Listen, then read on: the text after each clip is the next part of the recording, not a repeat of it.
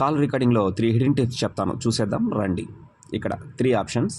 Call మాట్లాడుతున్నప్పుడు record చేస్తే సౌండ్ని of చేయడం ఎలా, అన్నోన్ నెంబర్స్ వస్తే ఆటోమేటిక్గా రికార్డ్ చేయడం ఎలా, సెలెక్టెడ్ నెంబర్స్ వస్తే ఆటోమేటిక్గా రికార్డ్ చేయడం ఎలా.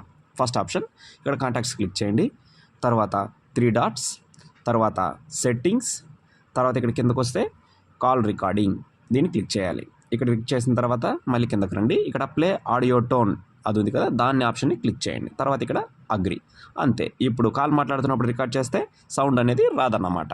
తర్వాత సెకండ్ ఆప్షన్, అన్నోన్ నెంబర్స్ వస్తే ఎలా ఆటోమేటిక్గా రికార్డ్ చేయాలి. తర్వాత ఇక్కడ automatic record, automatically unknown numbers, దాన్ని క్లిక్ చేయండి. తర్వాత ఇక్కడ ఆల్వేస్ రికార్డ్, అంతే. తర్వాత మూడో ఆప్షన్కి వెళ్దాం. ఇక్కడ సెలెక్టెడ్ నెంబర్స్ వచ్చినప్పుడు ఆటోమేటిక్గా ఎలా రికార్డ్ చేయాలో చూసేద్దాం.